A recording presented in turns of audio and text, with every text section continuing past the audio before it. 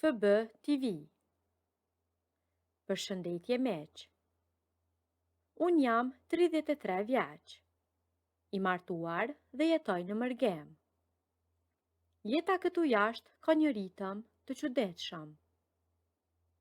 Fillon punën herët, kthehesh vonë, dhe fundjavat kalojnë pa i kuptuar. Të vetmi njerëz që njeh mirë janë ata të punës dhe fqinjët e pallatit. Komshia ime ishte një vajzë e re, e pamartuar, që jetonte me prindrit e saj në të njëjtin kat me ne. E sheja shpesh kur këmbeheshim në shkalla. Ishte një nga ato vajza me shumë humor, e thjesht dhe gjithmonë e qeshur. Një pasdite, po kthehesha në shtëpi dhe e pash në rrugë pranë pallatit. Kishte bler shumë gjëra dhe po i mbante në disa qese të mëdha.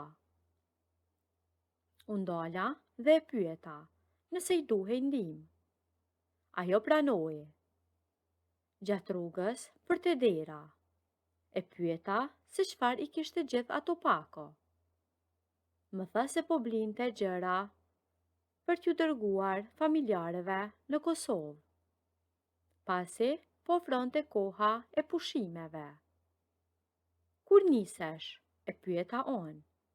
Pasi edhe unë me gruan time kishim planifikuar të shkonim për pushime në të njëjtën kohë.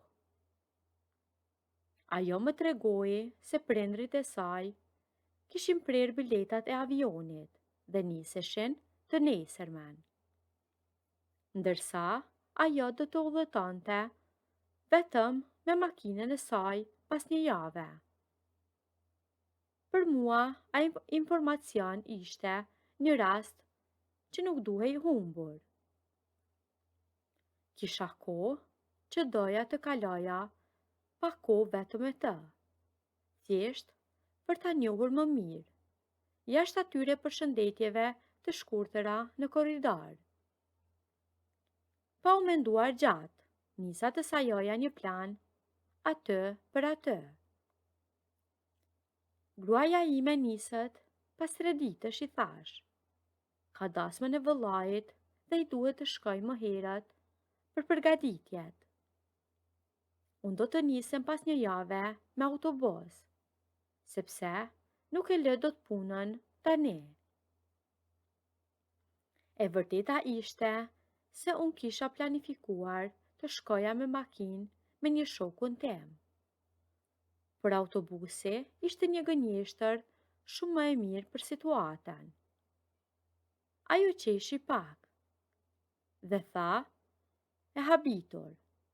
E po, nëse do eja me mua, e bëjmë rrugën bashk. Pa keq kuptime, thjesht të mos udhtoj e vetme. Por duhet të marrësh miratimin e gruas tënde, se nuk dua të kem të lashe dhe xhelozi.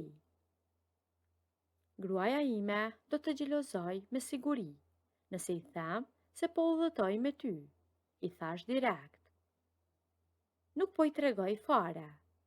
Do t'i them që po vi me atë shokun tim që kisha planifikuar.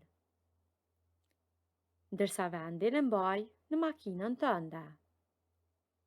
Ajo pranoi pa e bërë të madhe dhe kështu e lam. 3 ditë më vonë e përcolla gruan për në aeroport. Shtëpia u boshua dhe mua më mbeti vetëm të presja ditën e nisjes. Tërkohës e kisha mendjen vetëm tek ai udhëtim. Mendoja gjatë gjithë kohës se si do të sillesha, çfarë do të flisnim dhe si ta ktheja atë rrugë të gjatë në favorin tim. Erdhi dita, ajo më dërgoi një mesazh që po më priste poshtë. Zbrita me çantën time dhe u futa në makinën e saj. Makina mbante një erë të mirë parfumi. Ajo kishte veshur rroba të rehatshme për udhëtim dhe ishte në një humor të shkëlqyer. U nisëm me një herë.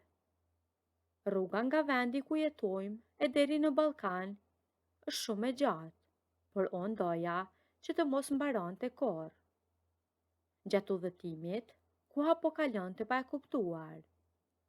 Ajo kishte një sens humori që më bënte të qeshja pa fund. Sa herë që shehja tabela me kilometrat që po uleshin, lutesha me vete të kishte kolona të mëdha në përkufenj, të bllokoheshim në trafik, vetëm e vetëm që të kisha më shumë orë brenda në atë makinë me të. Muzika luante në sfond dhe bisedat kalonin nga njëra temë në tjetrën. Folëm mjaft për jetën jashtë, për njerëzit dhe për punën. Në një moment pas shumë orësh rrugë, biseda kaloi tek gjërat më personale. Kufejt e parë i kishim kaluar lehtë, pa shumë vonesa, dhe po hynim në pjesën e lodhshme të rrugës. Si shkon martesa? Më pyeti ajo ashtu katë, pa ndonjë qëllim të caktuar. A je i lumtur me gruan? Jam shumë i lumtur, i thash, duke i treguar të vërtetën. E dua shumë gruan time, por bëra një pauzë të vogël dhe e posh nga profili teksa po i jepte makinës. E di si është? Nuk hahet gjithmonë vetëm grosh. Kjo është një fjalë e jona që përdoret shpesh për të treguar monotoninë. Doja të shete qëllimin tim. Ajo ktheu kokën për një sekond nga unë dhe i dha një të qeshure të madhe. I pëlqeu batuta. A më sheh mua, më tha duke qeshur, nga që nuk po ha për ditë vetëm grosh, kam mbetur ende e pamartuar. Nuk marr dot ndonjë vendim. Unë u ktheva krejtësisht nga ana e saj në sedilje. Pa do ta provosh këtë gjellën këtu, i thash, direkt, duke pasur parasysh veten time. Ajo nuk u përgjigj me një herë. Vetëm qeshi përsëri dhe mbajti vështrimin te rruga përpara. Megjithatë, atmosfera brenda makinës ndryshoi. Fjalët kishin dalë dhe tashmë rruga ishte e hapur. Udhëtimi vazhdoi derisa arritëm në Kroaci. Nata kishte rënë prej kohësh dhe rruga ishte e errët. Ajo kishte ngarë makinën për më shumë orë dhe e shehja se ishte e lodhur. Duhet të ndalojmë pak, më tha ajo, nuk e mbaj dot më makinën drejt. Do të pushojmë disa minuta në një pikë karburanti dhe pastaj vazhdojmë. Në rregull, i thash, u futëm në një zonë parkimi të madhe, pak larg nga autostrada.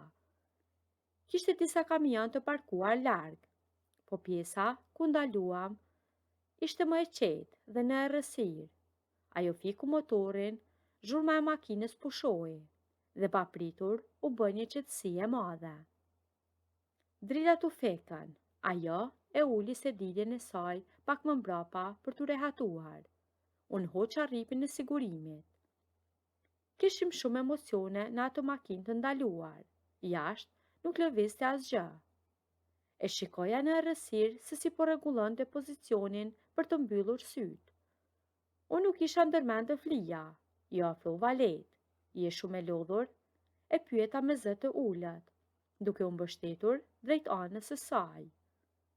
Ajo ktheu kokën nga unë, ishin shumë pranë njëri tjetrit. Pak tha ajo e qetë. Nuk fola me fjalë të tjera, zgjata dorën e preka lehtë pas qafe dhe e tërhoqa drejt vetës. Më pas, aty e kapa dhe e putha. Ajo nuk bëri asnjë rezistencë, e pranoi plotësisht dhe ma ktheu me të njëjtën dëshirë. Ishte një puthje e thellë, e gjatë në mes të asaj nate në Kroaci, edhe më pas vazhduam me gjërat e tjera. Nëse doni ta ndëgjoni vazhdimin e historisë, bëjeni kanalin subscribe.